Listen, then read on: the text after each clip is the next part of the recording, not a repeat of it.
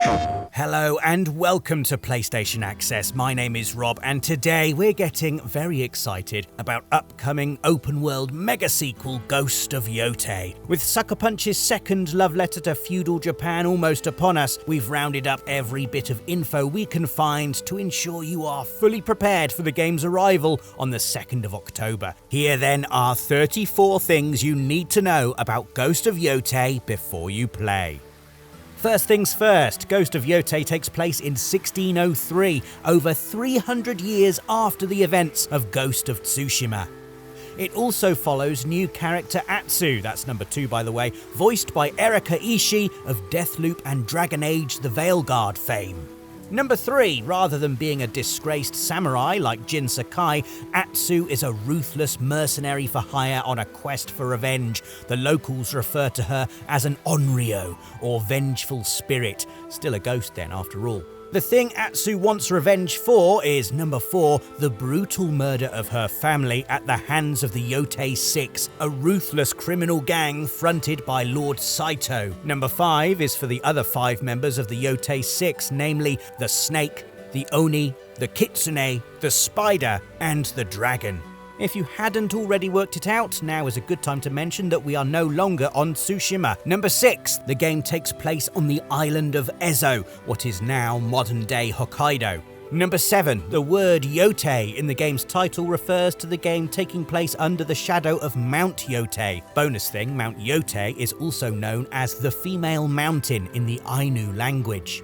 Speaking of speaking, the Ainu are the indigenous population of Ezo, and the team at Sucker Punch have taken great care to authentically represent their culture. They even went foraging for vegetables with Ainu advisors, and number 8, you can forage for food in the game. But you're probably less excited about skewering mushrooms than you are people, so let's talk about weapons. Number 9, the katana returns, of course, because it's a classic, and for good reason too. And while one katana is nice, yes, what about number 10, dual wielding them? Faster than one, much more badass, and perfect to counter spears. If you prefer one sword, then at least make it massive. That's number 11, the Odachi. It's slower than a katana, but more powerful. Great for taking on brutes like this guy. 12. If you want to branch out but stay sword adjacent, you can use the Yare. This is a staff with a blade at one end, giving you more reach and the chance to show off your acrobatic skills. 13. You can ditch swords altogether and use the Kusarigama, which is basically a sickle and the head of a mace attached by a chain. Brutal, even before you set it on fire. Number 14 is that you can switch between whatever weapons you've unlocked on the fly, similar to how the separate stances work in Ghost of Tsushima.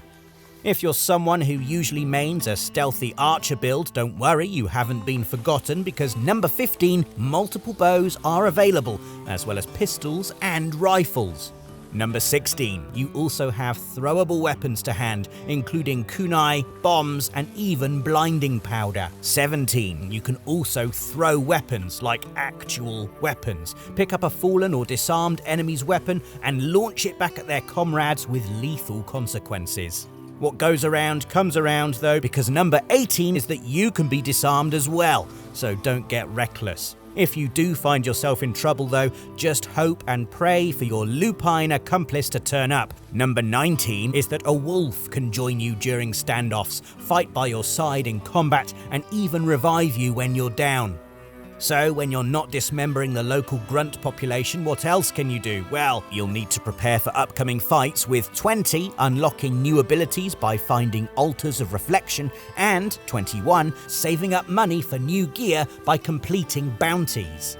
Or, number 22, if you can't find an altar, you can spend some of your hard-earned coin on traveller's maps from the cartographer.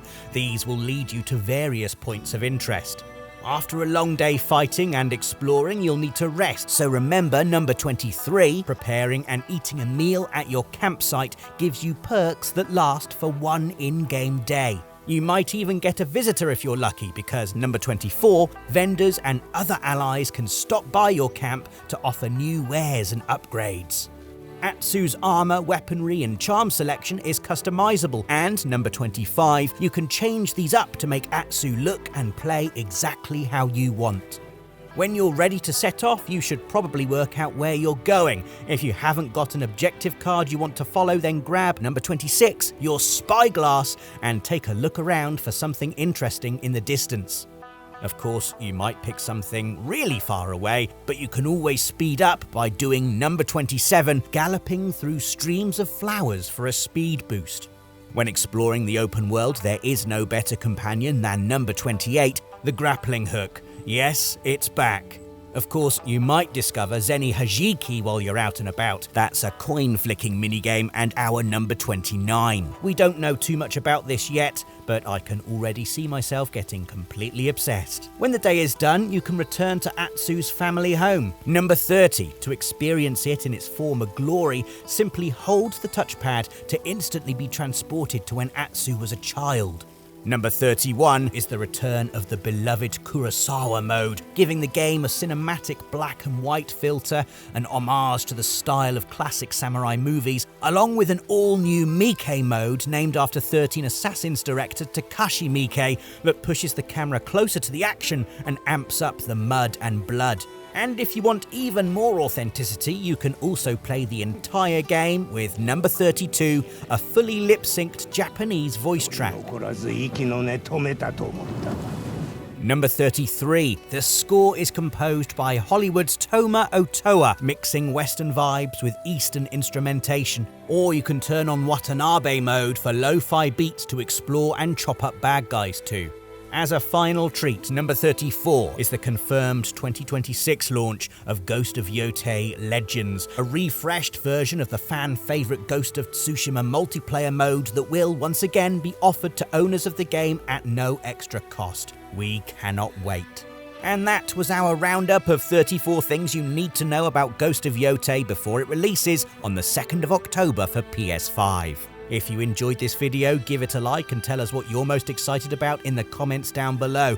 And if you want to see more about one of the most anticipated games of 2025, or just stay up to date with all things PlayStation, make sure to subscribe to PlayStation Access and hit the notification bell. Thanks for watching, and we'll catch you again soon.